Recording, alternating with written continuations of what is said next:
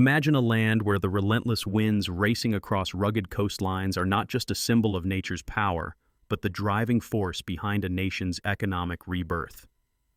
Welcome to Scotland, a country perched at the edge of Europe, where the wild North Atlantic collides with ancient stone, and where a new energy revolution is quietly gathering force. In the coming years, the choices Scotland makes will reverberate around the world, setting a precedent for how entire economies can pivot from black gold to green power. But will Scotland's ambitious vision of becoming a clean energy titan materialize, or will it be swept away by the gales of political inertia, economic headwinds, and technological bottlenecks? Let's dive deep into Scotland's offshore wind revolution, explore its opportunities, and confront the real-world obstacles that threaten its future. The story of Scottish energy is one of dramatic transformation, a saga that sweeps from the discovery of oil beneath the North Sea in the late 1960s to today's urgent drive for decarbonization. For more than half a century, Aberdeen reigned as the oil capital of Europe, its harbors bustling with workers and tankers, its skyline marked by the silhouettes of drilling rigs. North Sea oil brought immense wealth, funding schools, hospitals, and infrastructure, and providing hundreds of thousands of high-paying jobs not just in Scotland, but across the United Kingdom. Yet, as oil reserves dwindle and the world seeks to slash carbon emissions, the old certainties have begun to erode. The North Sea's bounty is fading, and with it, the economic security of tens of thousands of workers and their families. The urgency to pivot is not just about climate change, it's about economic survival. If Scotland hesitates, it risks being left behind as the global energy map is redrawn. Enter the era of renewables. Scottish leaders now speak of a future where clean energy is not merely another sector, but the backbone of the nation's economy. The scale of their ambition is vast. By the year 2040, Scotland hopes to add up to 40 gigawatts of offshore wind capacity to its energy mix. To put that in perspective, that is enough clean power to electrify 45 million homes, far more than Scotland's own population of just over 5 million. The United Kingdom as a whole is already a global heavyweight, boasting nearly 15,000 megawatts of installed offshore wind capacity by the end of 2023, with Scotland contributing an ever-increasing share. The Scottish government's official targets set an audacious trajectory. By the year 2030, they aim for at least half of all energy consumed in Scotland, including electricity, heating, and transport, to come from renewable sources. By the year 2045, the target is net zero carbon emissions. These goals are not just empty rhetoric. Over recent years, Scotland has seen a surge in renewable projects, wind turbines sprouting on hillsides, solar panels glinting on rooftops, and tidal generators humming beneath the waves. A major catalyst has been the ScotWind and Intog leasing rounds. These government-led initiatives opened up Scottish waters to new projects, resulting in 20 new developments aiming to deliver up to 28 gigawatts of capacity. Many of these projects will use floating wind technology, a Scottish specialty that allows turbines to operate in deeper waters, far from shore. This technology is crucial, as more than 60% of Scotland's offshore wind potential lies in deep seas, where traditional fixed turbines cannot go. The numbers are staggering. The Moray West Wind Park alone is projected to inject over £800 million into the local economy during its operational lifetime. The revitalisation of Ardersier Port, backed by £100 million from the Scottish National Investment Bank and the United Kingdom Infrastructure Bank, is expected to create around 3,000 jobs, breathing new life into the Highlands, a region long plagued by economic stagnation. Experts from the Fraser of Allender Institute emphasize the scale of this opportunity. Renewables are making an ever larger contribution to Scotland's economy, helping to drive growth, attract foreign investment, and, crucially, create jobs in regions that once depended on fossil fuels. According to recent research, the offshore wind sector supported over 15,000 full-time equivalent jobs in Scotland in 2021, surpassing the employment provided by onshore wind for the first time. But beneath the surface, all is not smooth sailing. The headlines trumpet a green jobs boom, but the reality is more nuanced. Academic estimates suggest that renewables supported around 42,000 Scottish jobs in 2021, but these numbers carry wide margins of error. Industry insiders quietly admit that job creation, while positive, has not kept pace with the heady promises of politicians. For every announcement of a new wind farm or port expansion, there are stories of skilled oil and gas workers struggling to find their place in the new green economy. The just transition, the fair and orderly shift from fossil fuels to renewables, is a phrase that gets repeated often in government speeches. But making it real is a far greater challenge. Without robust retraining and education programs, thousands of workers risk being left behind. Already, experts warn that, without intervention, the United Kingdom could lose up to 400 North Sea jobs every 2 weeks, potentially halving the traditional offshore oil and gas workforce by the early 2030s. David Whitehouse from Offshore Energy's UK is blunt. The sector needs action now to secure jobs, boost energy security, and build for the future. The sense of urgency is unmistakable. The Scottish government is asking big questions. What more can be done to turn Scotland's vast offshore wind potential into tangible benefits for its people? How can the country ensure that green growth lifts coastal communities, not just corporate balance sheets? The political landscape is equally complex.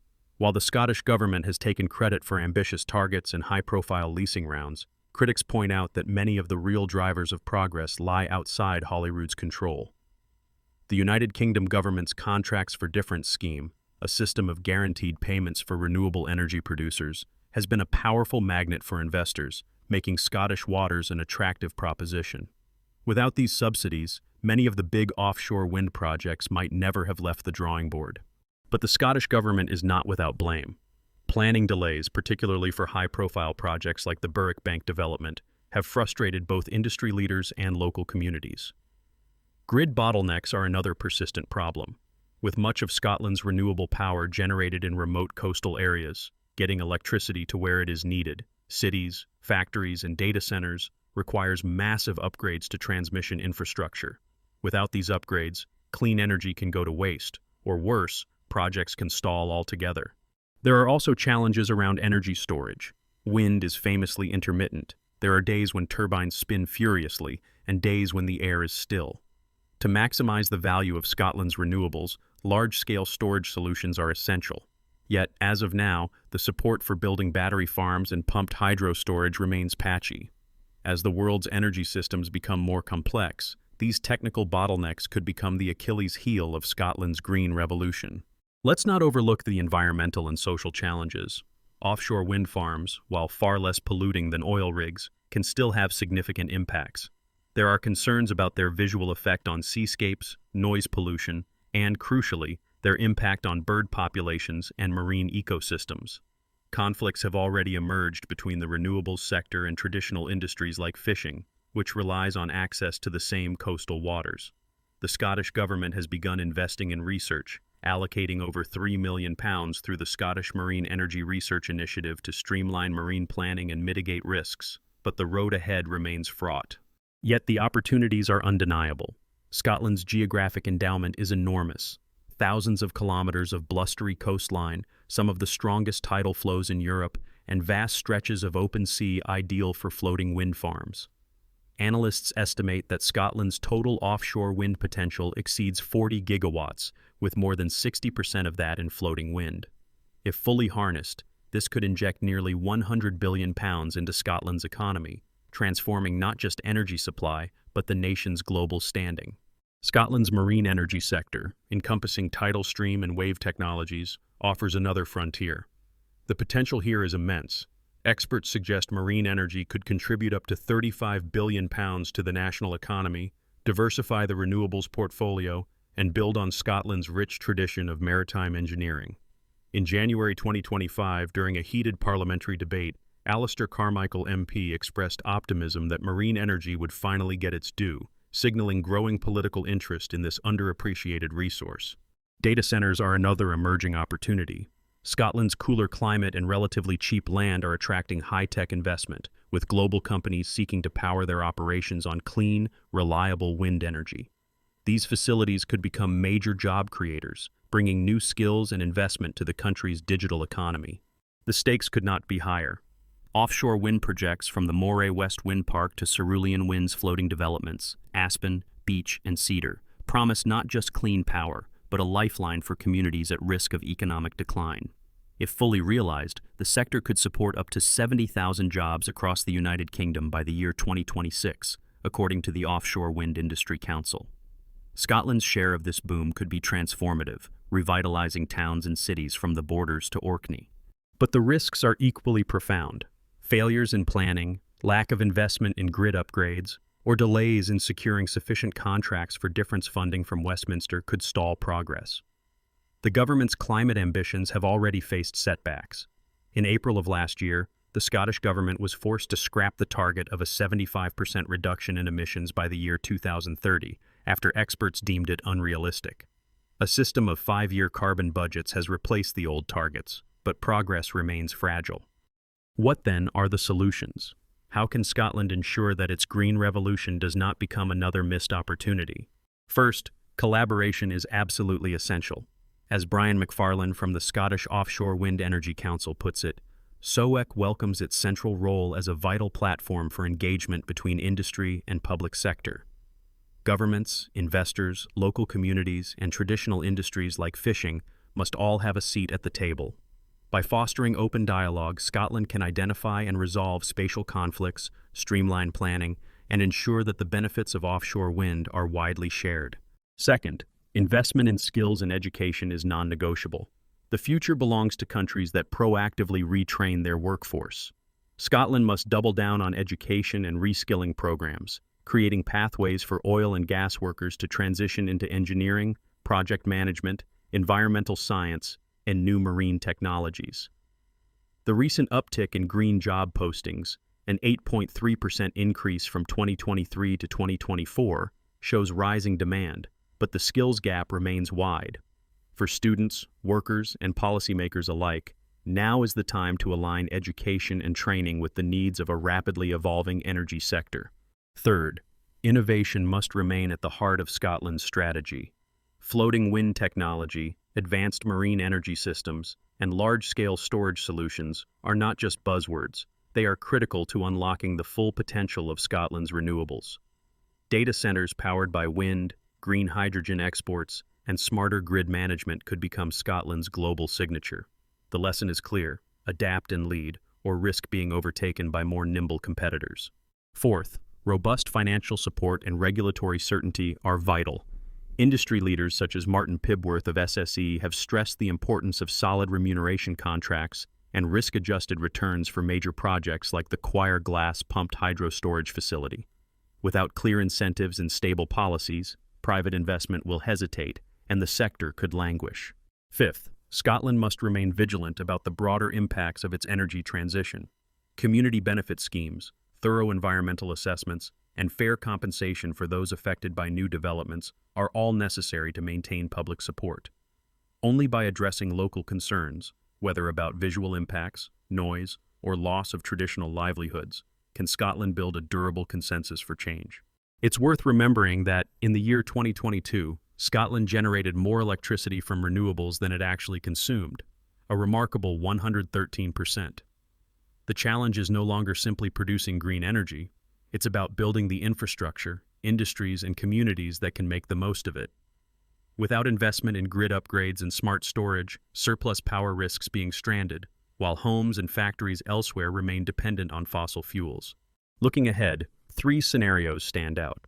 In the most optimistic vision, Scotland cements its position as a global leader in offshore wind and marine energy, attracting billions in foreign investment and creating tens of thousands of new jobs. Projects like Moray West, Ardersier Port, and Cerulean Winds become catalysts for regional growth, and Scotland starts exporting clean power and green hydrogen to England, Ireland, and mainland Europe. In a less favorable scenario, progress stalls. Economic headwinds, policy missteps, or grid constraints choke off investment. Projects languish in planning limbo, emissions targets are missed, and the hoped-for jobs boom fails to materialize.